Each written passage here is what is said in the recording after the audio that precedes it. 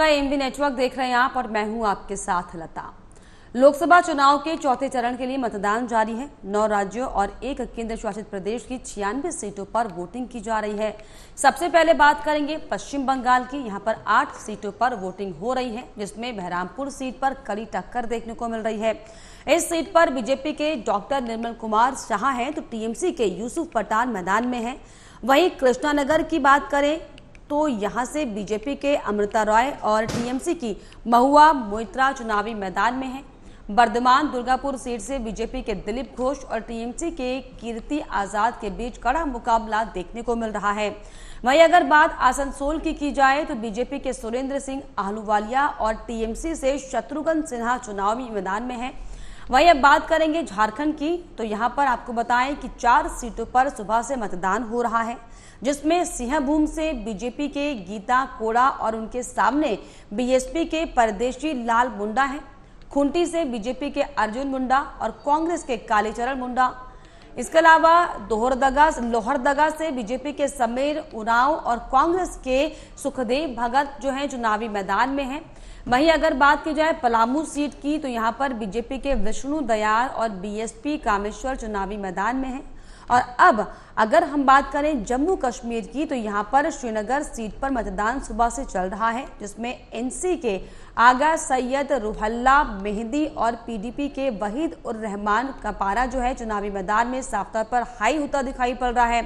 वहीं महाराष्ट्र का अगर जिक्र किया जाए तो महाराष्ट्र में भी आपको बता दें कि 11 सीटों पर सुबह से वोटिंग हो रही है, जिसमें जालना सीट से बीजेपी के राव साहेब दादाराव दानवे और कांग्रेस की तरफ से कल्याण काले ने मैदान में जो है ताल ठोक दी है।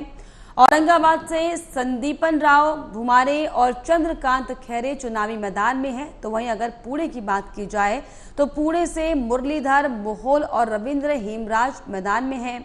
वहीं बीड में जो है चुनावी जो सरगर्मी है वो ज्यादा दिलचस्प दिखाई पड़ रही है, क्योंकि बीड से बीजेपी की पंकजा मुंडे और कांग्रेस बजरंग सोनवाने आमने सामने दिखाई पड़ रही है। वहीं तेलंगाना में 17 सीटों पर मतदान हो रहा है। तो सबसे ज्यादा नजरें मुस्लिम बहुल हैदराबाद पर हैं, जहां पर बीजेपी के मजबूत कैंडिडेट माधवी लता ओवैसी को जो है टक्कर दे रही हैं। सिकंदराबाद सीट की बात की जाए तो यहां से केंद्रीय मंत्री जी किशन रेड्डी सिकंदराबाद से चुनावी मैदान में हैं, जिनके सामने बीआरएसएस एमएलए टी पद्वा राव गौड़ जो है वो चुनावी मैदान में सीधी टक्कर देते हुए दिखाई पड़ रहे हैं। तो कई राज्यों की सीटों पर आपको बता दें कि मतदान सुबह से हो रहा है, जिसमें पश्चिम बंगाल, महाराष्ट्र, कश्मीर, तेलंगाना और झारखंड में सुबह से मतदान हो रहा है। और अब सभी की निगाहें जो हैं आने वाली 4 जून की तारीख पर टिकी हुई है, क्योंकि जिस तरीके से तमाम राजनीतिक पार्टियां एड़ी चोटी का जोर लगाते हुए चुनावी समर में दिखाई पड़ रही हैं, इसका कितना असर होगा वो दरअसल आने वाला वक्त बताएगा। और इसी पर ज्यादा जानकारी के लिए, ज्यादा बातचीत के लिए 3 मेहमान मेरे साथ जुड़े हुए हैं। अजरा बहराज मेरे साथ जुड़ी हुई, सहयोगी मेरी कश्मीर से। इसके अलावा मेरे साथ पॉलिटिकल एडिटर जितेंद्र प्रताप जुड़े हुए हैं। अली और दारूवाला जुड़े हैं, बीजेपी के प्रवक्ता हैं। तो अली जी, बहुत बहुत स्वागत मैं करना चाहूंगी। सबसे पहले मैं आपके पास आऊंगी अली जी, लेकिन सबसे पहले कश्मीर में आज किस तरह का माहौल दिख रहा है? एक लोकसभा सीट पर सुबह से चुनाव हो रहा है, क्या माहौल, क्या सरगर्मी? आज 370 और 65 के बाद पहली बार कश्मीर में इतना बड़ा इलेक्शन देखने को मिल रहा है, क्योंकि आज 13 मई है। आज पार्लियामेंट सीट श्रीनगर के लिए 5 डिस्ट्रिक्ट से वोटिंग जारी है आज सुबह 7 बजे से। लेकिन इतना बड़ा चुनाव 2019 के बाद और लोगों में जोश और खरोश देखने को मिल रहा है।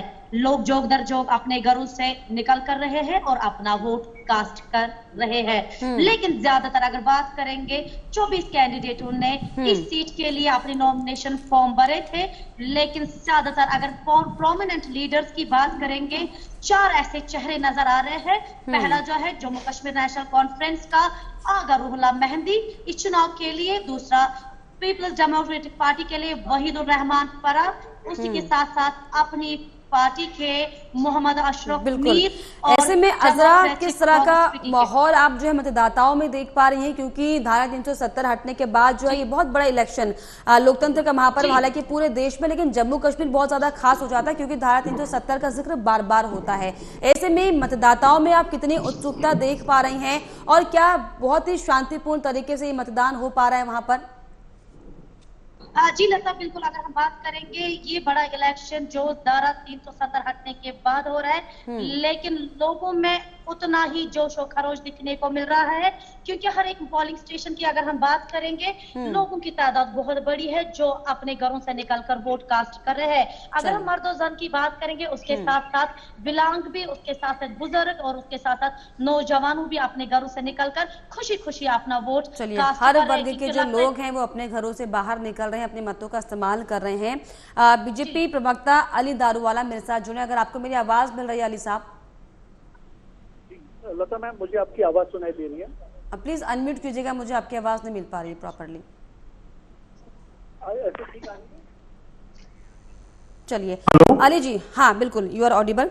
अली जी, जिस तरीके से 96 सीटों पर आज मतदान हो रहा है पूरे देश की अगर हम बात कर लें तो क्या लग रहा है, किस तरफ माहौल बन रहा है? क्या लग रहा है जो कोशिश पहले और दूसरे फेज के बाद बीजेपी की तरफ से और ज्यादा की गई थी माहौल को गरमाने की, उसका असर दिख रहा है क्या चौथे फेज में? रिपीट करेंगे, आवाज आपकी ब्रेक हुई थी अभी। अली जी प्लीज अनम्यूट कीजिएगा, आपकी ऑडियो में प्रॉब्लम है आई गेस। जी, अब आ रही है आवाज? हाँ बिल्कुल, अब बोलिए। या लता मैम, ये जो कश्मीर से जो हमारी संवाददाता मैम वहां से रिपोर्ट कर रही है, हाँ। मैं एक बात क्लियर करना चाहता हूँ भारतीय जनता पार्टी के ओर से, क्या आज जो डांस ऑफ डेमोक्रेसी हो रहा है और जो कश्मीर में लोग मतदान के लिए बाहर निकले हैं और जो भी 4 कैंडिडेट है, भले वो कोई भी पार्टी के हो, they are exercising their rights of voting. यही हम चाहते थे, बल्कि हम ये नहीं चाहते थे कि भाजपा वहां पर आए, भाजपा जीते और वहां पर कोई भी ऐसा डर का माहौल हो। Free and fair election is what BJP wanted. जो भी पार्टी वहां से जीत कर आती है उसका हम स्वागत करेंगे, मगर डांस ऑफ डेमोक्रेसी अब शुरू हो गई है। जैसा मैंने रात में भी कहा था लता मैम, क्या अभी तो पार्टी शुरू हुई है और हम लोग आज 2047 को हम लोग लक्ष्य रहकर काम कर रहे हैं। कश्मीर में और साउथ में 15 साल हम लोग मेहनत करेंगे और हमारे काम के बलबूते पे, हमारे फ्लैगशिप प्रोग्राम्स के बलबूते पे हम लोग 2047 इंडिया को श्रेष्ठ भारत, सर्वश्रेष्ठ भारत बनाए सिवा नहीं रहेंगे। चलिए अली साहब, आपका ये कहना है कि अभी तो पार्टी शुरू हुई, तो क्या लग रहा है आपको जो आज जिन राज्यों की सीटों पर इलेक्शन है, इन सीटों पर कहीं बीजेपी की पार्टी कहीं की जो खुशी है वो कम होती दिखाई पड़ रही है क्या? अगर हम जिक्र करें बंगाल की बहरमपुर सीट की बात कर ले, तेलंगाना की बात, तेलंगाना में जो चुनाव हो रहा है हैदराबाद सीट पर, उस पर बात कर ले, आपको लग रहा है कहीं जो है पार्टी की जो रौनक है वो कम दिखाई पड़ सकती है क्या? 100% लता मैम, 100%। देखो, जो स्टेट्स में हम लोग मेहनत कर रहे हैं, जैसा मैंने आपसे कहा था, साउथ में हमने हमारे पार्टी को 15 साल का वक्त दिया है। अगर हमारा वहां पे अकाउंट ओपन नहीं भी होता है, अगर हमारा वहां पे ओपनिंग इनिंग नहीं भी होता है, हमारा वोट शेयर जो रेज होएगा, जो वोट शेयर के ऊपर हमें जो मतदान मिलेगा, भले हम अगर हारे, जीतने की तो बात दूर की, अगर अभी हम अगर हारे, मगर अगर एक वोट शेयर लेकर भी अगर हम हारते हैं तो उसको हम स्वागत करते हैं और लोगों का जो हमारे और हमारे तरफ जो उनका जो कॉन्फिडेंस है, ये अकाउंट ओपनिंग को हम मान के लेकर चलते हैं। बेशक जैसा वेस्ट बंगाल में कह रहे हैं, जम्मू कश्मीर में कह रहे हैं, साउथ में कह रहे हैं, बेशक आई एम नॉट सेइंग कि हम लोग वहां पे 20 सीट्स एंड 25 सीट्स लेकर आएंगे, नहीं। अगर हमारा अकाउंट भी ओपन होता है 2-3 सीट से भी हम लोग संतुष्ट है। यानी हमारी अगर कहीं किसी राज्य में अकाउंट भी बीजेपी का खाता भी खोलता है तो ये एक बड़ी जीत बीजेपी के लिए होगी। मेरे सहयोगी जितेंद्र प्रताप जी भी जुड़े हैं। जितेंद्र, जिस तरीके से अली साहब ये कह रहे हैं कि अगर कहीं खाता भी खोलता है तो ये बड़ी बात है। अगर हम खासतौर पर पश्चिम बंगाल की बात कर लें तो पश्चिम बंगाल में क्या आपको लग रहा है कि कितना मुश्किल होगा खाता खोल पाना बीजेपी के लिए, और क्या वहां पर बीजेपी के लिए आपको पार्टी जैसा माहौल दिख रहा है क्या जिन सीटों पर आज चुनाव? 8 सीटों पर देखिए लगता है, पश्चिम बंगाल की बात करें तो बीजेपी के लिए कोई नई स्टेट नहीं है और ऐसा नहीं है कि भारतीय जनता पार्टी को सीटें वहां पे नहीं मिली थी। लगभग 19 से ज्यादा सीटें जो है बीजेपी को बंगाल में जो है वो मिली है अब तक, और अच्छा खासा प्रदर्शन जो है पिछले लोकसभा चुनाव में 2019 में भारतीय जनता पार्टी ने किया था और लगभग टीएमसी के गढ़ में 50% से ज्यादा सीटों के ऊपर बीजेपी जो है सन्मारी करने में सफल रही और अच्छी खासी सीट जो है वहां से बीजेपी ने जीती थी, जिसमें लॉकेट चटर्जी हो, बाबुल सुप्रियो हो, ये सभी के सभी लोग जो है दिलीप घोष हो, ये सब वहां से जीत करके संसद पहुंचे थे। इसलिए बीजेपी इस बार भी काफी मजबूती के साथ वहां पर अपनी दावेदारी पेश कर रही है। और अगर पहले चरण की बात करें तो सबसे अधिक वोटिंग वहां पे अन्य राज्यों की तुलना में अगर देखा जाए तो कहीं ज्यादा हुआ था। अगर नॉर्थ ईस्ट को थोड़ा छोड़ दें तो कहीं ना कहीं वहाँ के जो मतदाता हैं उनमें एक उत्साह जरूर है, क्योंकि राज्य के अंदर में अभी वहाँ पर कांग्रेस तीसरे नंबर पे है। लड़ाई बीजेपी और टीएमसी के बीच में है, क्योंकि टीएमसी वहाँ पर सत्ताधारी दल है और वो लगातार जो है अपनी साख और सत्ता बचाने के लिए प्रयास कर रही है। वही भारतीय जनता पार्टी किसी भी कीमत पर पूरे बंगाल के 40 सीटों पर फतह हासिल करना चाहती है, क्योंकि बीजेपी को लगता है कि अगर बंगाल के सभी सीटों पर जीत अगर हासिल करती है तो कहीं न कहीं उसे विधानसभा चुनाव में इसका लाभ होगा और बंगाल में सरकार बनाने में सफल हो जाएगी। लेकिन सुबह से मतदान अभी आज धीमा चल रहा है पश्चिम बंगाल में। अब देखना ये होगा कि पिछले जो 3 चरणों में मतदान हुआ है और आज जो हो रहा है चौथा चरण में, उसमें क्या कुछ जो है अंतर रहता है। लेकिन बीजेपी और टीएमसी दोनों प्रत्याशी आपस में कांटे की टक्कर की लड़ाई वहाँ पे लड़ रहे हैं। जितेंद्र जी वाकई दिखाई पड़ी, लेकिन अगर हम जिक्र करें बहरामपुर सीट का तो कांग्रेस अधीर रंजन चौधरी यहाँ से चुनावी मैदान में छठी बार जो चुनावी मैदान में वो है। इनके अलावा टीएमसी के यूसुफ पठान इस बार जो है टीएमसी ने उतारे हैं अपने ही सहयोगी दल के पार्टी के वोट को काटने के लिए, क्योंकि मुस्लिम बहुल क्षेत्र ये है। इसके अलावा बीजेपी की तरफ से निर्मल कुमार यहाँ पर चुनावी मैदान में, तो क्या लग रहा है यहाँ पर किनके बीच कांटे की टक्कर है और क्या लग रहा है कि इस बार फिर से अधीर रंजन चौधरी के पक्ष में क्या माहौल बन पाएगा, क्योंकि यूसुफ पठान को जो उनके सामने उतारा गया टीएमसी की तरफ से? बिल्कुल देखिए यहाँ पर जो बहरामपुर सीट की अगर बात करें तो त्रिकोणीय मुकाबला देखने को मिल रहा है, क्योंकि लंबे समय से लगभग 4 बार से ज्यादा अधीर रंजन चौधरी वहां से चुन करके कांग्रेस पार्टी के सीट पर आते रहे हैं और गांधी नेहरू परिवार के काफी करीबी माने जाते हैं अधीर रंजन चौधरी। लेकिन इस बार मुकाबला कांटे की टक्कर वाली और त्रिकोणीय इसलिए है क्योंकि इंडिया गठबंधन के सहयोगी दल जो टीएमसी है, जिसका गठबंधन कांग्रेस इंडिया गठबंधन के साथ है, उसी के सहयोगी जो है यूसुफ पठान भी उसी सीट से बहरामपुर से चुनाव लड़ रहे हैं। यूसुफ पठान पूर्व क्रिकेटर हैं और मुस्लिम चेहरे के तौर पर टीएमसी ने वहां पर उतारा है। तो अब तक पश्चिम बंगाल में इस बहरामपुर सीट से इसलिए अधीर रंजन चौधरी जीतते रहे क्योंकि वहां पर हिंदू वोटर और मुस्लिम वोटर दोनों उनको मत देते रहे।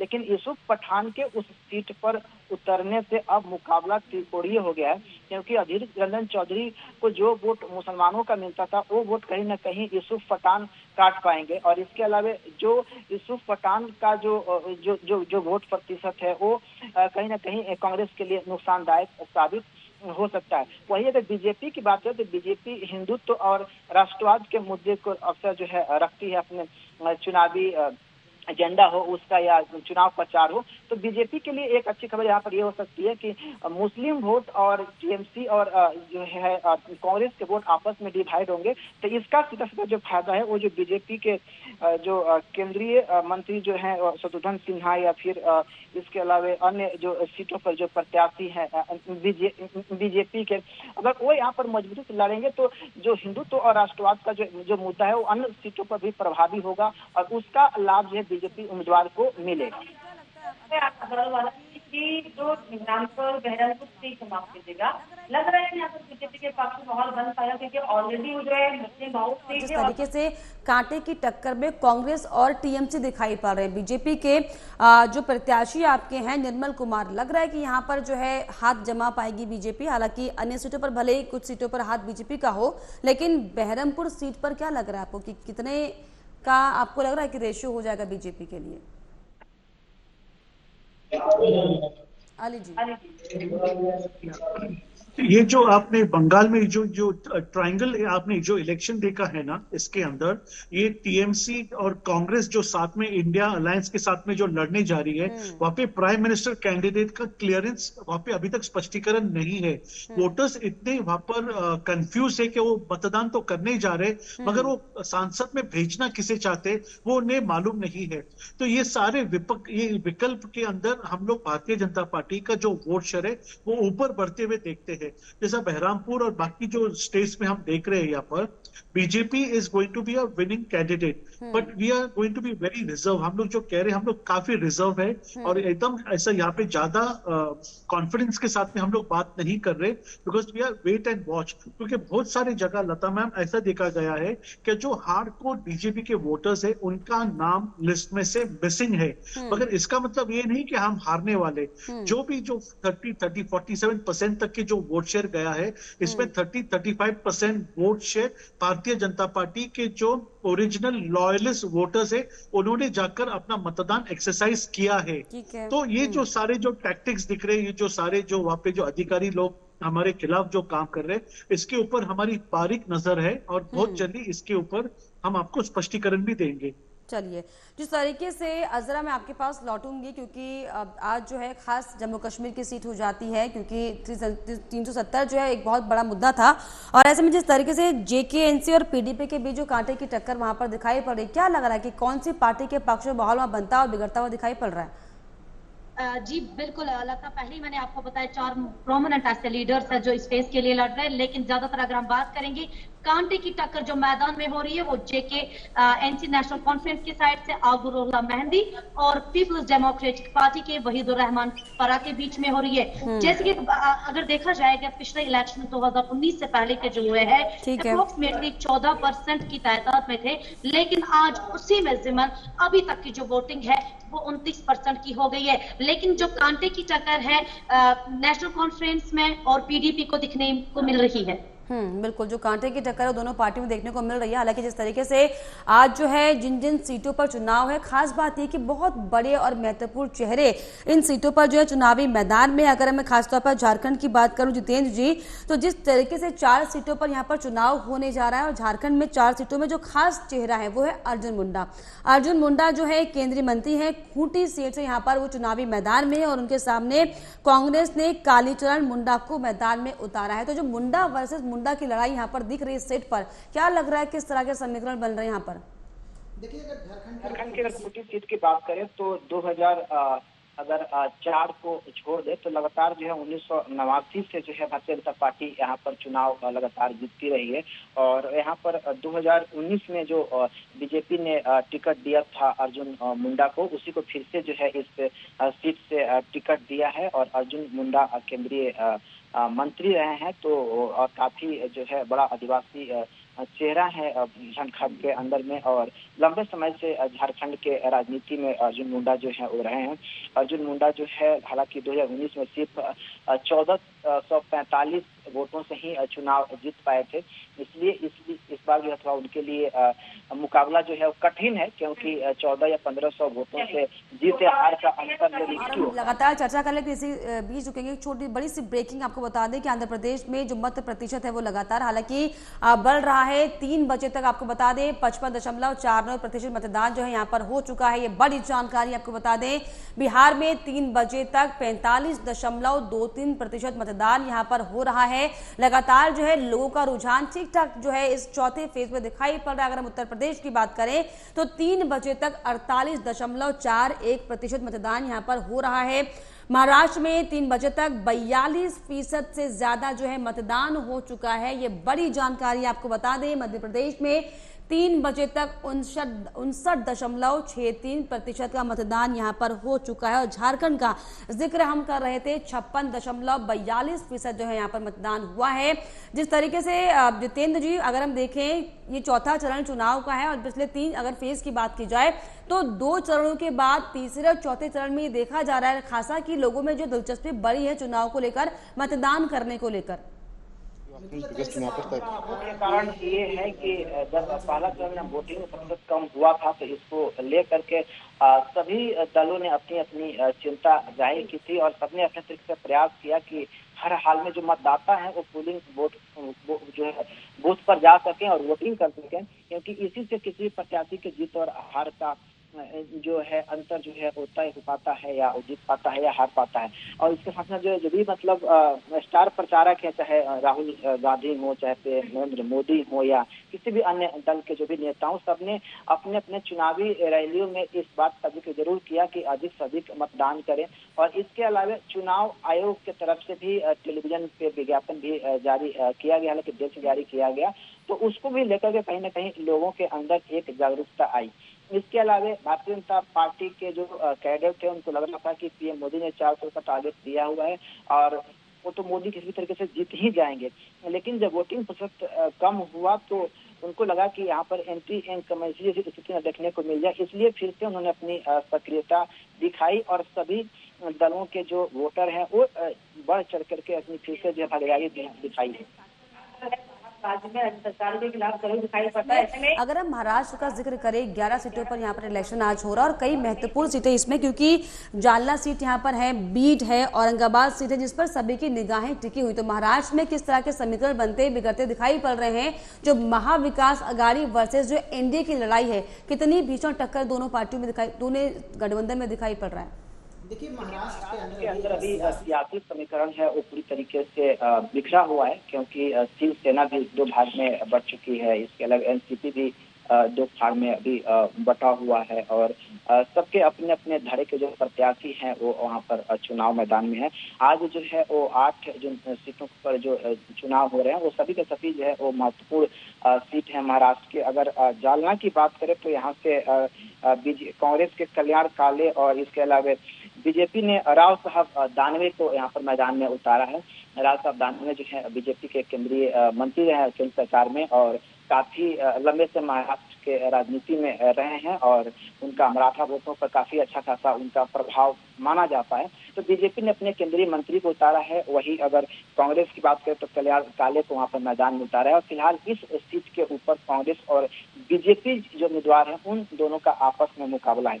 और वही अगर औरंगाबाद अगर सीट की बात करें तो औरंगाबाद सीट भी काफी महत्वपूर्ण है, क्योंकि जब शिवसेना के टाइम चंद्रकांत खैरे यहाँ से लगातार 4 बार सांसद रहे, लेकिन 2019 में यहाँ से एआईएम के जो इम्तियाज जलील है उन्होंने चुनाव जीता था और चंद्रकांत खैरे यहाँ से हार गए थे। चंद्रकांत खैरे शिवसेना के काफी पुराने नेता जो है और जो बाला साहब ठाकरे के समय से राजनीति करते रहे हैं और शिवसेना की तरफ से लोकसभा में वो लीडर ऑफ अपोजिशन के तौर पे भी उन्होंने काफी लंबे समय तक उन्हें अपना योगदान दिया संसद के अंदर में और काफी अच्छे वक्ता के तौर पे चंद्रकांत खैरे जो है माने जाते हैं। तो ये अगर जो है औरंगाबाद सीट की अगर बात करें और जालना की सीट की बात करें तो यहाँ पर दोनों सीटों के ऊपर जो है मुकाबला जो है कांटे की टक्कर के है, लेकिन जालना सीट पर कांग्रेस और बीजेपी प्रत्याशी के बीच में टक्कर है। वही अगर आपको क्या दिख रहा है महाराष्ट्र किस तरह की स्थितियां जो है बीजेपी के लिए एनडीए के लिए बनती हुई दिखाई पड़ रही? क्योंकि अगर हम पिछले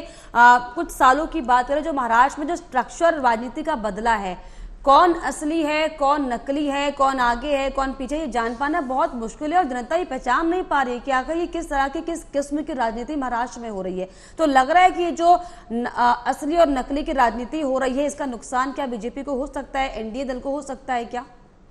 नहीं लता मैम, अगर मैं आपसे महाराष्ट्र की राजनीति के बारे में बताऊं एक सिंपल लैंग्वेज के अंदर, यहाँ पे जो शिवसेना है जिससे धनुष्यबाण के नाम से जाना जाता है, राष्ट्रवादी कांग्रेस जो शरद पवार जी की जो थी जिसे घड़ियाल वॉच के नाम से जाना जाता है, और भारतीय जनता पार्टी, इसके अंदर जो हमारे महाराष्ट्र में 48 सीट का जो बंटवारा हुआ है, जो सिटिंग कॉन्स्टिट्यूएंसी के अंदर जो विनिंग कैंडिडेट है उन्हीं को रिपीट किया गया है।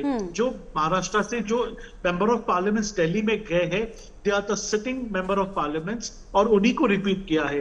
और ये लोगों ने आज एनडीए में आकर महाविकास अघाड़ी के जो खिलाफ जो आज हम महाराष्ट्र में एनडीए के जो सीट्स है वो विनिंग सीट्स है और 48 के 48 मैं आज दावे के साथ महाराष्ट्र के बारे में आपको कह सकता हूं क्या we will be sending close to 40 to 43 member of parliament in New Delhi. चलिए, जो पूरी तरीके से आश्वस्त जो बीजेपी दिखाई पड़ रही है, मेरी सहयोगी अजरा, आप जिस तरीके से हालांकि जम्मू कश्मीर की सीट को कवर कर रहे हैं, आपके पीछे कई लोग मौजूद हैं, अगर लोगों से बातचीत हो पाए और उनका जो उत्साह चुनाव के प्रति अगर हम ये जान पाए तो जी लता, मैं कोशिश कर रही हूँ यहाँ पे किसी के साथ बात करने की। बिल्कुल यहाँ पे बहुत उत्साह है इस बारी लोगों में, क्योंकि बहुत टाइम के बाद, जैसे मैंने पहले ही बताया, 370 और 35 धारा हटने के बाद यहाँ पे इतने % में आज लोगों को यहाँ पे बड़ी तादाद में देखा गया पोलिंग स्टेशन आए हैं वोट देने के। अगर हम बात करेंगे मर्दों के साथ, औरतें भी शामिल है जो बड़ी तादाद में यहाँ पे आए, लेकिन बात करने की हम होंगे यहाँ पे हमारे साथ और एक बुजुर्ग शहरी, हम इनसे भी बात करने की कोशिश करेंगे। तो बिल्कुल लोगों से बातचीत करिए, जानिए कि धारा 370 को लेकर जो बड़ा बदलाव जम्मू कश्मीर में हुआ है वो क्या इसको लेकर सोचते हैं, किस तरह का माहौल है, उनके जहन में किन किन मुद्दों को लेकर आज वो वोट करने जा रहे हैं। जी लता, जैसे पहले ही मैंने आपको बताया कि यहाँ पे जो 370 और 35 धारा के हटने के बाद ये बड़े इलेक्शन होने वाले हैं। लोगों के जहन में बहुत सारे सवालात है। लोग जोग दर जोग घरों से निकलकर आज वोट कास्ट करने के लिए आए, क्योंकि अगर हम बात करेंगे 5 डिस्ट्रिक्ट में आज वोटिंग हो रही है सुबह 7 बजे से ही, लेकिन अभी हम कोशिश कर रहे हैं लोगों से जुड़ने के लिए। अभी वो वोट कास्ट कर रहे हैं, जो ही हमारे पास कोई भी यहाँ पे अवेलेबल होगा जरूर हम बात करेंगे। लेकिन जिस तरीके से कई राज्यों में आज जो है इलेक्शन जो है कई सीटों पर हो रहा है, ऐसे में अली दारूवाला हालांकि पूरे तरीके से आश्वस्त जरूर दिखाई पड़ जितेंद्र जी, लेकिन जिस तरीके से जो माहौल बन रहा है वो दरअसल साफ तौर पर ये बताता है कहीं ना कहीं कि जो इस बार का चुनाव है, भले ही उत्सुकता लोगों में कम और ज्यादा दिखाई पड़ रही है, क्या ये कहीं ना कहीं पैरामीटर, दारूवाला जी मैं आपसे सवाल लेती हूँ पहले कि क्या आपको लग रहा है कि पैरामीटर जो है इस बार, पिछले अगर हम 2 चुनाव की बात करें, चाहे हम 14 की इलेक्शन की बात कर लें, 19 की बात कर लें, अब 24 का जो ये महापर्व लोकतंत्र का हम देख रहे हैं, आपको लग रहा है कि पैरामीटर कहीं ना कहीं कम ज्यादा हो रहा है, लोगों की उत्सुकता जो है वो कम हो रही है लोगों के पास? हालांकि अब तक बीजेपी को लेकर बहुत सारे दावे वादे थे, लेकिन अब कुछ लोग तो जो है वोट ही नहीं डालने जा रहे हैं और कुछ लोग जो है मजबूरी में वोट डाल रहे हैं क्योंकि उनके पास कोई दूसरा ऑप्शन नहीं, कोई विकल्प नहीं है। तो माहौल आपको लग रहा है क्या बीजेपी इस माहौल को ऑब्जर्व कर पा रही है क्या कि जो माहौल बना हुआ है, क्योंकि चौथे फेज का आप सोचिए इलेक्शन हो गया है, लेकिन तेजी जो चुनाव के दरमियान दिखती है वो दिखाई नहीं पड़ रही? मैं आपके साथ मैं सहमत हूं, मैं अग्री करता हूं। हाँ। ये जो 42% वोटिंग जो महाराष्ट्र में दिख रहा है ये काफी चिंताजनक है। लोग बाहर वोटिंग को नहीं जा रहे हैं। एक तो आप ये कह सकते हैं कि ये जो गर्मी का माहौल है महाराष्ट्र में कि बहुत ज्यादा गर्म है, वो एक फैक्टर हो सकता है। सेकेंड फैक्टर ये जो सैटरडे के बाद में जो मंडे छुट्टी का जो एक लॉन्ग वीकेंड है, इसमें लोग छुट्टियों के लिए दूर दूर चले गए, वो वापस इलेक्शन को वोटिंग के लिए नहीं आए, उन्होंने ये छुट्टी और कोई कारण के लिए यूज किया है। ये बात चिंताजनक है कि 42-43% वोटिंग ये काफी शेमफुल है महाराष्ट्र में। मगर जो 42-43% वोटिंग हुआ है उसके अंदर बढ़ चढ़ के जो सुबह के चरण में जो था उसके अंदर कांग्रेस, मुस्लिम डोमिनेटेड एरियाज के अंदर काफी सारा जोर था, ये देखा गया है। मगर दोपहर के बाद में आफ्टर 1:32 लंच के बाद में जो एक्चुअल बीजेपी के वोटर्स है वो बाहर गिरे हैं। यहाँ पे माननीय देवेंद्र फडणवीस जी ने फोन करके जो कॉन्स्टिट्यूएंसी के हेड्स है उनसे बात की है कि आप जाओ वोटर्स को बाहर निकालिए, अपने कार्यकर्ता लोग को बूथ पे खड़ा करिए। हाँ। लोगों के स्लिप्स नहीं आ रहे हैं, जो स्ट्रॉन्ग होल्ड वोटर्स है उनके नाम स्लिप से मिसिंग है। वोटर आईडी के अंदर उनके नाम रहने के बावजूद उनका नाम वहाँ पे रिफ्लेक्ट नहीं हो रहा। बात है कि अली दारूवाला जी की बीजेपी के नेता इससे कंसर्न है। फिलहाल आपने समय दिया सर, बहुत शुक्रिया आपका। और मेरे सहयोगी अजरा लोगों से बातचीत कर रहे हैं, थोड़ा समझते हैं कि लोगों की क्या उत्सुकता है इस चुनाव को लेकर और लोग किस मुद्दे को जहन में लेकर मतदान करें। अजरा लोगों से बातचीत करिए और जानिए प्लीज। जी लता, बिल्कुल हमारे साथ एक नौजवान खड़े हैं, हम इनसे भी बात करने की कोशिश करेंगे। जी आप मुझे अपना नाम बताइए। और 370 और 35 धारा हटने के बाद बड़े इलेक्शन आज हो रहे हैं, क्या आपकी राय रहेगी? जी माय नेम इज बिलाल जो मुझे लग रहा है उसके बाद में थोड़ा जोर पहले वो की बात करें तो यहाँ पे परसेंटेज है 4 गुना। इससे पहले मेन तो में हमारे 13 वार्ड में 1900 वोट है और आज देखने को मिला है कि हर एक वार्ड में तकरीबन 1000 वोट फॉल हो चुका है। इट मींस कि 4 गुना बढ़ गया है। तो क्या लग रहा है आपको वोट कास्ट करना कितना जरूरी है और किस क्या? देखिए, आज नौजवानों को पता चला है कि वोट की इम्पोर्टेंस क्या है। वोट की इम्पोर्टेंस ठीक है, क्योंकि इससे हम नौजवानों को एम्पावर होने का मौका मिल रहा है, इससे लेडीज को एम्पावर होने का मौका मिल रहा है और अपने नुमाइंदों को चुनना और उस वो नुमाइंदा चुनना जो हमारी रहबरी कर सके, जो हमारे काम कर सके। अजरा, इनसे ये भी सवाल कीजिए कि धारा 370 के बाद किस तरह का माहौल ही महसूस करते हैं जम्मू कश्मीर में? क्या आपको लगता है कि सुरक्षित है, परिवार इनका सुरक्षित है? तो आज के बाद किस तरह का माहौल ही महसूस करते हैं? जो फिजा हवा बह रही है वहाँ पर, किस तरह की? जी लता, बिल्कुल। आप मुझे बताइए, 35A और 370 धारा हटने के बाद क्या आप महसूस करें? क्या वही फिजाएं, क्या वही हवाएं, क्या अपने आप को किस तरीके से सुरक्षा पा रहे हैं? बिल्कुल बिल्कुल, मैं यही कहना चाहूंगा कि आज के डेट में जो पोलिंग हुआ है उसमें लोगों ने बढ़ चढ़कर हिस्सा लिया और अच्छे से हुआ है। ECI election commission of India ने एक ये भी किया था कि जो वुमेन्स के लिए जो इन्होंने pink, blue, green polling station रखे हुए हैं, उससे माहौल जो है वो बहुत अच्छा हुआ है। और आज के डेट में जो भी जिसने भी वोट पाल किया है वो फ्री माहौल में वोट पाल कर रहा है। इससे पहले ऐसे नहीं हुआ था, पथराव हो रहे थे, बहुत कुछ हो रहा था, लेकिन आज वो डर जो है वो कहीं ना कहीं हमें लग रहा है कि वो बहुत दूर हो चुका है। बहुत बहुत शुक्रिया। चलिए, वोटर जो है वो खासा उत्साहित दिखाई पड़ रहा है। धारा 370 का जो असर है वो खासा पर जम्मू कश्मीर जरूर दिखाई पड़ रहा है।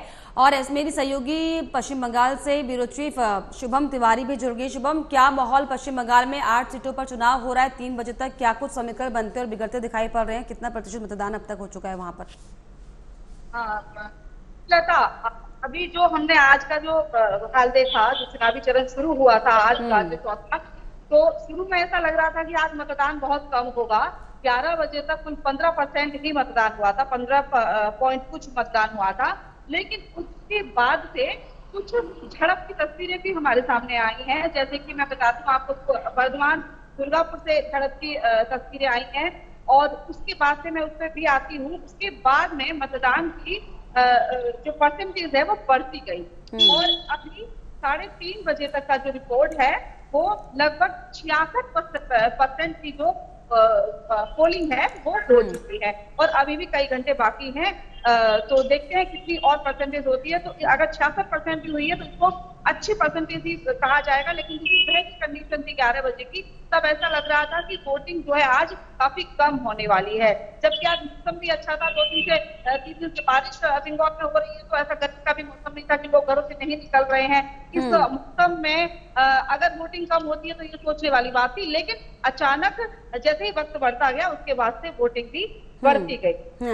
और अगर हम खास तौर पर हॉट सीटों की बात कर लें शुभम, तो क्या हालात वहां पर दिखाई पड़े? चाहे हम जिक्र कर लें पश्चिम बंगाल की अन्य तमाम सीटें जो हैं, बहरमपुर है, कृष्णानगर सीट है, राणाघाट है, वर्धमान पूर्व है, आसनसोल है, इन सीटों पर किस तरह का माहौल, क्या कोई गर्मजोशी दिखाई पड़ रही है चुनाव के दरमियान? क्या सियासी लड़ाई कोई दिखाई पड़ी? किस तरह का माहौल इन सीटों पर जो हॉट सीट बंगाल की 8 सीटों में आज है, किस तरह का माहौल दिखाई पड़ रहा है? आज सीटों पे चुनाव है, सारी ही हॉट सीट ही में आती हैं आज की जो सीटें हैं। लेकिन उन पे देखते हैं तो छिटपुट कुछ ही घटनाएं सामने आई हैं। जैसे कि दिलीप घोष जो प्रेसिडेंट रह चुके हैं और MP भी हैं अभी, जो पूर्व वर्धमान दुर्गापुर के बीजेपी से चुनाव लड़ रहे हैं, जब वो बूथ तक जाते हैं उनकी जो सिक्योरिटी की गाड़ी है उस पर तोड़फोड़ की गई।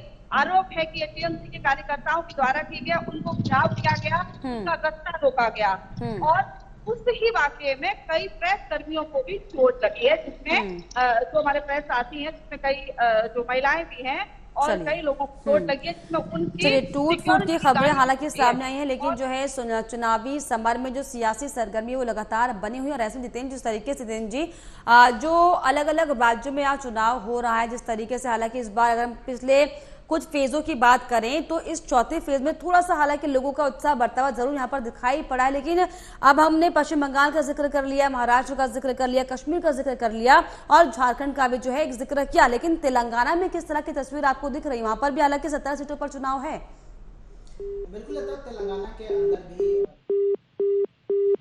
है जहां पर कांटे की टक्कर जो देखी जा रही है। पहला है हैदराबाद, जहां पर अभी त्रिकोणीय मुकाबला जो है वो देखने को मिला है। त्रिकोणीय मुकाबला वहां पर इसलिए भी है क्योंकि ओवैसी लगातार वहां से जीतते आ रहे हैं। असदुद्दीन ओवैसी जो AIM के प्रेसिडेंट भी हैं, और इस बार वहां पे भारतीय जनता पार्टी ने माधवी लता को महिला चेहरा के तौर पे और बड़े हिंदुवादी चेहरे के तौर पे जो जानी जाती है माधवी लता, वो चुनावी मैदान में है। और साथ ही साथ सबसे बड़ी बात यहाँ पर एक और भी है कि 5 लाख से ज्यादा जो बोगस जो वोट थे हैदराबाद के अंदर में, वहां पर जो है चुनाव आयोग ने अपना जो है कैंची चलाया है, और जितने भी वहां पर बोगस वोटर थे लगभग 5 लाख से ज्यादा, उनको इस बार मतदाता सूची से हटा दिया है। और साथ ही साथ एक और मुस्लिम प्रत्याशी वहां पर, महिला मुस्लिम प्रत्याशी चुनाव लड़ रही है। ऑल इंडिया मुस्लिम करके जो है वहां पर एक नया जो है वो दल है, उसकी एक महिला प्रत्याशी है और वो वहां पर चुनाव लड़ रही है, और वो भी कांटे की टक्कर दे रही है। तो माना जा रहा है कि उसके वजह से जो ओवैसी का जो मुस्लिम जो वोट बैंक है वो कहीं ना कहीं कमजोर होगा, और मुस्लिम वोटर जो है कटेंगे, और साथ ही साथ जो 5 लाख जो बोगस जो वोट था वो भी कटेगा। इसलिए इस बार ओवैसी के साथ जो है वो बड़ी जो है वो चुनौती वहां पर देखी जा रही है।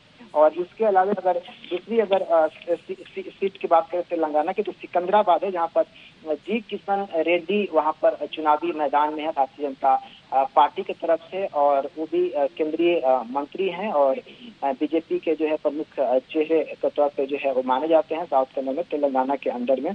और इस सीट पर भी जो है वो जो है 2014 में जो बंडारू दत्तात्रेय हैं वो चुनाव जीते थे, और वहां से चुनाव जीतने के बाद से बीजेपी ने उनको केंद्र में मंत्री भी बनाया था। तो ये 2 महत्वपूर्ण सीट है तेलंगाना के अंदर में, जहां पर जो है दोनों सीटों के बीच में कांटे की टक्कर जो है वो इस वक्त देखी जा रही है। कांटे की टक्कर दिख रही है। अजरा, मेरे सहयोगी जो है कुछ लोगों से बात करना चाहिए, प्लीज बात कीजिए अजरा, और जानिए क्या वहाँ पर माहौल और क्या लोगों के दिल का हाल। जी हाँ, मुझे बताइए 35 से और 370 धारा हटने के बाद क्या आपको आज लग रहा है इलेक्शन हो रहे हैं, क्या आपने अपना वोट दिया और क्या महसूस आपको हो रहा है? वोट दिया हमने, अच्छा महसूस हो रहा है इस गवर्नमेंट का कि उन्होंने मौका हमें दिया वोट डालने का। वो डीसी साहब का भी शुक्रगुजार आप दफा 370 में दफा 35 की बात कर रहे हैं, वो लिया गया। अब तो हम स्टेट मांग रहे हैं। क्या आपको लग रहा है कि 35 और 370 धारा करने के बाद आप अभी सुरक्षा फील कर रहे हैं? क्या वही ताजा हवाएं, सब आपको लग रहा है कि आपका परिवार सुरक्षा है, आपको सुरक्षा हो?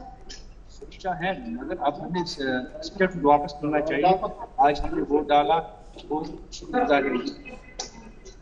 चलो बहुत। हाँ, अजरा इनसे ये भी जानने की कोशिश कीजिए कि 370 का हालांकि जो हम लगातार जिक्र कर रहे हैं, अभी लोग बोल रहे हैं कि बहुत सुरक्षित महसूस करें, बहुत अच्छा माहौल है, क्या उसके पहले बहुत ज्यादा खतरनाक स्थितियां वहां पर थी? क्या पहले और अब में महसूस कर पा रहे हैं?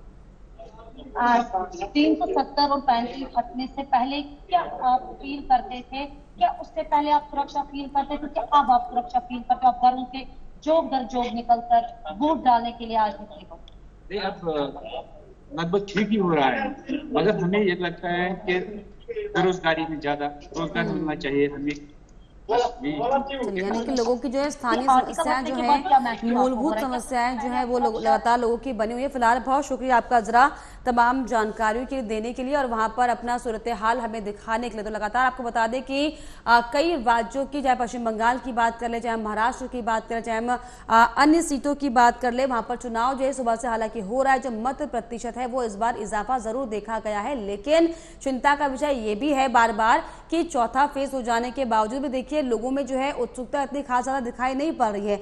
चलिए महाराष्ट्र से मेरे सहयोगी मोहम्मद शमी जुड़ गए हैं। शमी, किस तरीके का माहौल आपको महाराष्ट्र में दिखाई पड़ रहा है? अब तक जो है कितना प्रतिशत चुनाव हो चुका है और क्या कुछ चुनावी माहौल सरगर्मी महाराष्ट्र में आपको दिखाई पड़ रही है अलग अलग सीटों की अगर हम बात करें?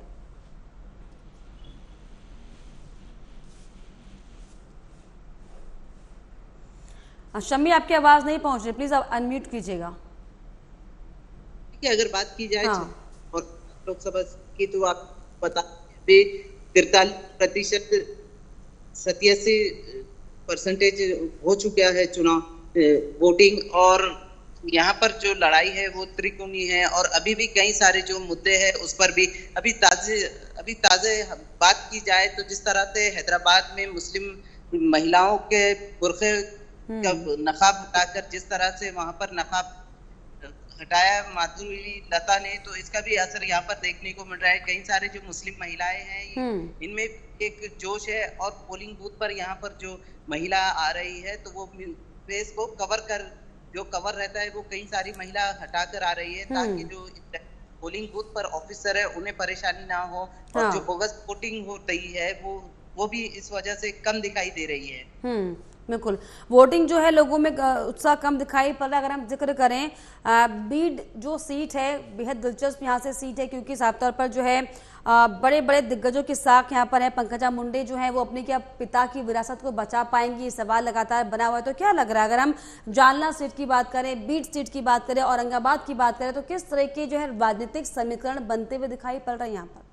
देखिए, जालना जो सीट है वो भी दिलचस्प मुकाबला है। वहां पर महाविकास आघाड़ी और इंडिया गठबंधन की यहाँ पर लड़ाई देखी जा रही है। जालना की सीट के जो बीजेपी के उम्मीदवार है राव साहब दानवे, वो पहले से ही 5 बार लोकसभा सदस्य रह चुके हैं और केंद्र में वो केंद्रीय मंत्री भी रहे हैं। उनके जो अपोजिट साइड में है वो कल्याण काड़े है जो कांग्रेस के है।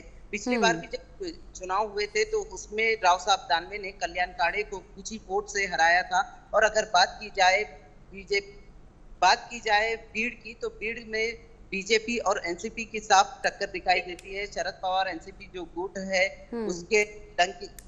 उसके जो उम्मीदवार है तो वो भी दिलचस्प दिखाई दे रहे हैं क्योंकि इससे पहले जब बात की जाए 2019 की तो यहाँ से पंकजा मुंडे की जो बहन थी प्रीतम मुंडे वो इस चुनाव क्षेत्र से चुनकर आई थी और अब कहीं ना कहीं बीजेपी के जो पंकजा मुंडे है उसे कहीं ना कहीं मुकाबले में सामना भी करना पड़ रहा है। वजह यह है कि जो मराठा आंदोलन चल रहा था वो भीड़ में हिंसक रूप लिया था मराठा आंदोलन में, और भीड़ ऐसा इलाका था जो सेंसिटिव भी बना हुआ है। कई सारे मराठा आंदोलन के दौरान यहाँ पर गाड़ियां जलाई गई थी, कई सारे राजकीय नेताओं के घर जलाए गए थे। और अभी जो मनोज जरांगे पाटिल है जो मराठाओं की आवाज बनकर आंदोलन कर रहे थे, उन्होंने भी भीड़ में कई सारी जगहों पर अपनी सफाई भी ली है। और कहीं ना कहीं पंकजा मुंडे जो है वो भीड़ में मराठा जो वोटर्स है उन्हें समझाने बुझाने या फिर उन्हें अपने तरफ आकर्षित करने की काफी कोशिशें कर रही है। लेकिन अब देखना ये होगा कि जो 4 जून को रिजल्ट आएगा इसमें तीनों ही, हालांकि 4 जून को ही ये जो है निष्कर्ष निकलकर सामने आएगा। लेकिन ऐसे में जितेंद्र जी अगर हम साफ तौर पर महाराष्ट्र के बीड सीट की बात करें, क्योंकि यहाँ पर जो है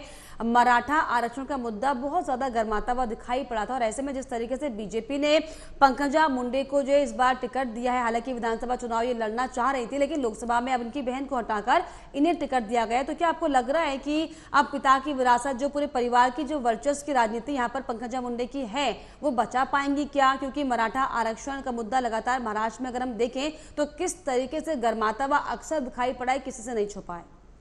महाराष्ट्र के अंदर में मराठा आंदोलन शुरू से ही एक राजनीतिक मुद्दा रहा है और महाराष्ट्र का जो मराठवाड़ा है जो सबसे बड़ा सक्रिय भूमिका निभाता है महाराष्ट्र की राजनीति में, वो आरक्षण की मांग कर रहा है इस वक्त। और उसको लेकर के सभी दल जो है उन्हें जरूर आश्वासन और प्रलोभन देते हैं, लेकिन उनको उनके हक के अनुसार अब तक जो है आरक्षण का कोई प्रावधान नहीं हो पाया है। और जालना और बीड ये 2 ऐसे महत्वपूर्ण सीट है जहाँ पर अक्सर मराठा जो है वो प्रदर्शन करते हुए दिखते हैं। जालना सीट की बात है तो जालना सीट से ही लोकसभा जो सीट है वहीं से मराठा आंदोलन की जो शुरुआत है वो हुई थी, वहीं से जालना सीट से। और बीड की अगर बात करें तो बीड जो है वो काफी लंबे समय से गोपीनाथ मुंडे का सीट रहा है और मुंडे परिवार ही यहाँ पर वर्षों से भारतीय जनता पार्टी के टिकट पर चुनाव जीतते आया है। लेकिन 2019 में पंकजा मुंडे की जो बहन है उनको बीजेपी ने टिकट दिया था, लेकिन इस बार पंकजा मुंडे को यहाँ पर टिकट दिया गया है और पंकजा मुंडे काफी मजबूत कैंडिडेट है भारतीय जनता पार्टी की। और वही गोपीनाथ मुंडे की जो है वो विरासत भी संभाल रही है। लेकिन पंकजा को जो है वो एनसीपी गुट के जो उम्मीदवार हैं बजरंग सोनावड़े वो काफी कड़ी टक्कर दे रही है, क्योंकि एनसीपी की भी पकड़ जो है वो मराठा समुदाय के अंदर में है। और शरद पवार लंबे समय से मराठवाड़ा की राजनीति करते आए हैं। और अगर यूनियन के चुनाव की बात करें तो लंबे समय से उसी मराठवाड़ा वोट के आधार पर ही यूनियन का चुनाव जो शरद पवार जीतते रहे हैं, और वहीं से उनकी सक्रिय राजनीति की शुरुआत भी होती है। ऐसे में उन्होंने जो है अपने भी प्रत्याशी को यहाँ पर शरद गुट के प्रत्याशी, एनसीपी शरद गुट के प्रत्याशी जो है वो भी चुनाव मैदान में है, और पंकजा मुंडे को काफी कांटे की टक्कर से जो है वहाँ पर मुकाबला देखा जा रहा है। साफ तौर पर दिखाई पड़े। ऐसे में शुभम, अगर हम साफ तौर पर पश्चिम बंगाल के कृष्णानगर सीट की बात कर लें तो यहाँ पर भी जो है कांटे की टक्कर है। माहौल बहुत ज्यादा यहाँ पर गर्मा भी गया था, क्योंकि महुआ मोइत्रा जो है वो यहाँ पर कैंडिडेट है टीएमसी की तरफ से। ऐसे में क्या मौजूदा समीकरण बन रहे हैं और सुबह से किस तरह की सरगर्मी, क्योंकि तमाम तरह की बयानबाजी का दौर पश्चिम बंगाल में अभी भी जारी है? जी लता, लगातार बयानबाजी हो या आरोप हो, एक दूसरे पर टीएमसी लगा रही है, एक और बीजेपी टीएमसी बीजेपी लगा रही है। और इस द्वारा कहा जाता है जैसे संदेशखाली का मुद्दा अभी गरमाया हुआ है, कितने महीनों से चल रहा है, चाहे वो सीए का मुद्दे यहाँ पर बहुत हैं इस बार, लेकिन जनता किन मुद्दों पर ध्यान देती है और किन मुद्दों को हटा देती है। सीए का मुद्दा बहुत बड़ा मुद्दा है, जो वोट के कुछ दिन पहले ही आया है। सेंट्रल कहती है, बीजेपी कहती है कि हम सीए लाएंगे, लेकिन ममता बनर्जी और उनकी सरकार के जो आला जो नेता है वो कहते हैं हम सीए नहीं होने देंगे। तो ये एक मुद्दा है। शिक्षा भर्ती घोटाला, जो शिक्षक भर्ती घोटाला है, उसमें लगातार बीजेपी टीएमसी पर प्रहार करती आ रही है, निकाला है, ठीक है। तो कोयला घोटाला ले लीजिए, इसके बाद आप संदेशखाली का जो अभी रिसेंट मुद्दा, अभी सबसे बड़ा मुद्दा जो अभी चल रहा है, यहाँ पर वीडियो वायरल हो रही है, रोज एक नई वीडियो आती है जिस पर अभी टीएमसी के स्पोक्स पर्सन ने भी यह बताई थी कि नहीं, वो वीडियो जो है वो बिल्कुल जब हमारा इलेक्शन क्लियर होगा तो पता चलेगा कि टीएमसी की वीडियो सच्ची थी या बीजेपी की सच्ची थी। तो मुद्दे बहुत सारे हैं, लेकिन ये जनता पे अब डिपेंड करता है कि वो किस मुद्दे को पकड़कर वोट देता है, किस पार्टी के जो वीडियोस हैं या उसके आरोप प्रत्यारोप हैं उसको सच्चे लगते हैं, और किसकी तरफ जो है जनता जाती है। वोट का जो एक इतना बड़ा अधिकार होता है, यही जो बनाती है सरकारें और यही गिराती है। तो देखते हैं किसकी तरफ वोट का पलड़ा भारी होता है। बिल्कुल, हालांकि जो है समीकरण लगातार बनते बिगड़ते जरूर दिखाई पड़ रहे हैं। और जिस तरीके से अगर हम महाराष्ट्र का जिक्र कर लें, महाराष्ट्र में जो है साफ तौर पर 11 सीटों पर आज सुबह से जो इलेक्शन हो रहा है, तमाम जो है चाहे महाविकास आघाड़ी की बात करें, चाहे हम एनडीए की बात कर लें, आपस में पार्टियों की जो है कांटे की टक्कर साफ तौर पर दिखाई पड़ रही है। ऐसे में शमी, अगर आपको मेरी आवाज मिल पा रही हो? जी सुनाई। हाँ शमी, महाराष्ट्र में अगर हम बात करें 11 सीटों पर बीट का हमने जिक्र किया, कौन कौन सी ऐसी सीट जहां पर चाहे एनडीए का जिक्र हो, चाहे महागठबंधन का जिक्र हो, चाहे महाविकास आघाड़ी का जिक्र हो, कौन कौन सी ऐसी सीटें यहाँ पर जहाँ पर डू और डाई वाली स्थितियां इन पार्टियों के, इन दलों के लिए बनी हुई है? देखिए, पहले तो मैं आपको बता दूं कि जो 3 सीटें हैं महाराष्ट्र की, औरंगाबाद लोकसभा सीट, जालना लोकसभा सीट और बीड लोकसभा, यहाँ पर पार्टी बात की जाए अहमदनगर में ऐसी, क्योंकि यहाँ पर इलेक्शन के वर्षित पार्टी है वो ऑलरेडी कहीं ना कहीं अहमदनगर में अच्छी स्थिति है। और मेन मुकाबला जो है तो यहाँ पर एक तो जाति को। चलिए शमी, आपकी आवाज ब्रेक हो रही। जितेंद्र, जिस तरीके से हम महाराष्ट्र का जिक्र कर रहे हैं, 11 सीटों पर आज इलेक्शन है और बीट्स का हमने जिक्र किया, इसके अलावा शमी मैं आपके पास लौटूंगी, आपकी आवाज ब्रेक हो रही है। जितेंद्र जी, अब इन सीटों में महाराष्ट्र का अगर हम जिक्र करें तो कौन कौन सी ऐसी हॉट सीट आपको यहाँ पर दिखाई पड़ रही है जिस पर डू और डाई की स्थितियां अलग अलग दलों की पार्टियों के लिए बनी हुई, क्योंकि अब तो ये समझना ही बहुत ज्यादा मुश्किल हो गया है कि कौन किस पार्टी का नेता है, कौन किस पार्टी का साथी है और कौन पुराना साथी, कौन नया साथी है? मुझे लगता है, देखिए, महाराष्ट्र के कुल जो है 11 लोकसभा सीटों के ऊपर आज मतदान हो रहा है, और इसमें नंदुरबार, जलगांव, रावेर, जालना, औरंगाबाद, मावल, पुणे, सिरूर, अहमदनगर, शिरडी और बीड, ये 11 ऐसे सीट हैं जहां पर आज मतदान हो रहा है। और ये सभी सीटों के ऊपर या तो कांग्रेस के सांसद जीतते रहे हैं या फिर बीजेपी के सांसद जीतते रहे हैं या फिर शिवसेना के सांसद इसमें जीतते रहे हैं। लेकिन इस वक्त महाराष्ट्र के अंदर में जो है लगभग 4 से 5 राजनीतिक पार्टियां जो है वो चुनावी मैदान में है, जिसमें भारतीय जनता पार्टी है, इसके अलावा शिवसेना के दोनों गुट हैं, एनसीपी के दोनों गुट हैं, कांग्रेस पार्टी है और इसके अलावे जो है वहाँ के स्थानीय जो क्षेत्रीय दल हैं वो चुनावी मैदान में है।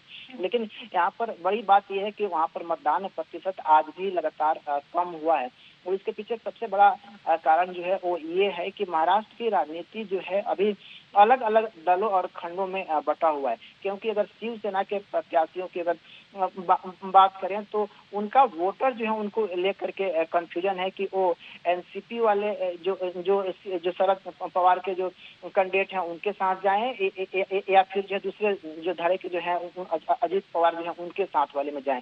वही स्थिति जो है शिवसेना के साथ है कि वो जो है तीर धनुष वाले के साथ जाएं या फिर जो है इसके अलावा जो महाराष्ट्र के जो सीएम हैं उनके जो पक्ष के जो कैंडिडेट हैं उनके हम पक्ष में जो है वोट करें। क्योंकि शिवसेना का एक ही वोटर था और एनसीपी का एक ही वोटर था, लेकिन दोनों के दो अलग अलग भाग में बंटने के बाद से मतदाता जो है वो काफी ज्यादा कंफ्यूज और सोच रहे हैं कि हम किसका समर्थन करें और किसका विरोध करें। इसको लेकर भी कहीं ना कहीं महाराष्ट्र के राजनीति के अंदर जो है इसका एक बड़ा प्रभाव देखा जा रहा है। इसलिए मतदाता जो है इस कारण से भी अपने घरों से नहीं निकल पा रहे हैं और इसकी वानगी जो है पहले भी चरण में, दूसरे भी चरण में, तीसरे भी चरण में लगातार देखने को मिल रहा है कि मतदाताओं के अंदर महाराष्ट्र में काफी ज्यादा उदासीनता जो है वो देखने को मिल रहा है। क्योंकि पिछले 5 वर्षों से लगातार वहाँ पर राजनीतिक उथल पुथल जैसी स्थिति जो है वो बनी हुई है। कभी जो है इंडिया गठबंधन के वहाँ पर सरकार बनता है, कांग्रेस पार्टी अपनी वहाँ पर सरकार बनाती है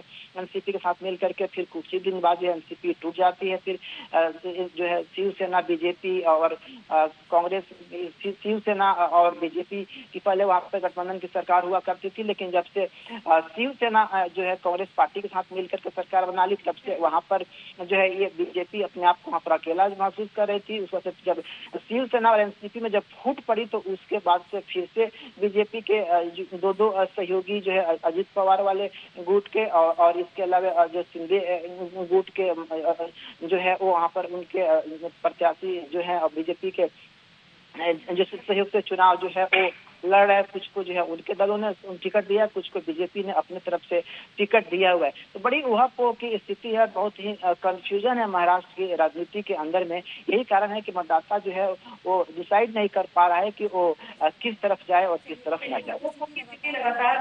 ऐसे में अगर सुबह हम बंगाल की बात करें तो वहाँ पर भी अक्सर हम देखते हैं कि ममता बनर्जी वर्सेस मोदी की लड़ाई अक्सर जो है बनी रहती है। ऐसे में क्या ये ओपो वाली स्थिति बंगाल में भी दिखाई पड़ रही है?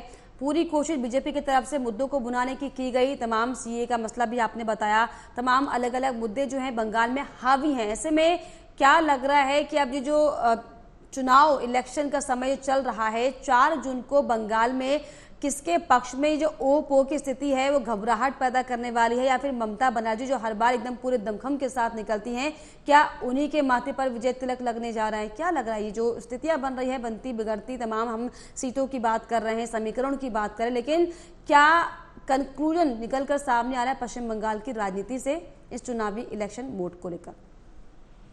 बिल्कुल लता, दोनों ही पार्टियां आमने सामने है, टीएमसी और बीजेपी ही कड़ी टक्कर है, क्योंकि सीपीआई और कांग्रेस बहुत पीछे है। जैसे कि जो इंडिया जो गठबंधन हुआ था, जो यहाँ पर बंगाल में तृणमूल उससे बिल्कुल अलग थलग दिखाई देती है। जिस तरह से जब वोट बंटवारे का वक्त आया था तभी ममता बनर्जी ने ये कह दिया था कि हम लोग अकेले चुनाव लड़ेंगे। तो यहाँ पर टीएमसी की टक्कर जो है वो बीजेपी से है और बीजेपी भी यहाँ पर 1 इंच जगह छोड़ने को तैयार नहीं है, क्योंकि जो जीती हुई सीटें हैं उनको वापस अपनी झोली में लाना चाहती है बीजेपी, लेकिन टीएमसी कोशिश ये कर रही है कि उनकी जो जीती हुई सीटें हैं उनको वापस हम अपने पास ले लें।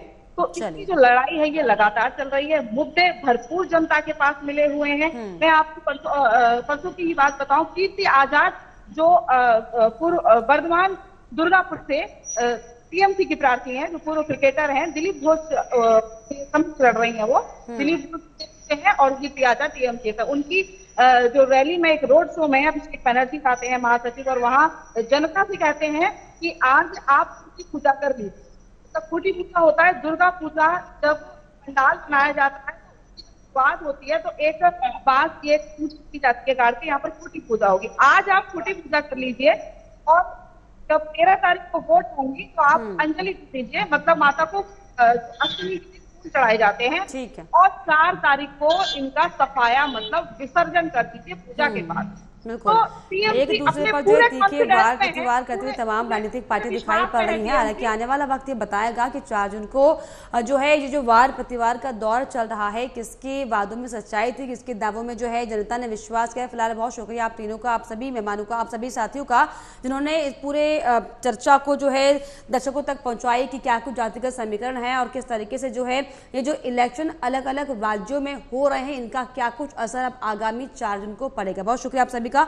तो जिस तरीके से बंगाल, महाराष्ट्र, कश्मीर, तेलंगाना, झारखंड में आपको बता दें कि आज जो अलग अलग सीटों पर चुनाव हो रहा है और बहुत दिलचस्प गेम लगातार चरण दर चरण होता हुआ दिखाई पड़ रहा है। क्योंकि अगर हम पहले और दूसरे चरण की बात कर ले तो पहले और दूसरे चरण में जो माहौल कम बनता हुआ इलेक्शन टाइम पर दिखाई पड़ रहा था, वो माहौल वो गर्मा गर्मी साफ तौर पर इलेक्शन में दिखाई पड़ रहा है, चरणों में दिखाई पड़ा है। लेकिन अब जो है आगामी 4 जून को पता चलेगा ये जो माहौल बनाने का काम तमाम राजनीतिक पार्टियों की तरफ से किया जा रहा था और यह किया जा रहा है तो इसका क्या कुछ असर जो है जनता पर होता है। फिलहाल खास डिबेट बुलेटिन में इतना ही। देश और दुनिया की तमाम खबरों के लिए आप देखते रहिए AMV नेटवर्क। नमस्कार।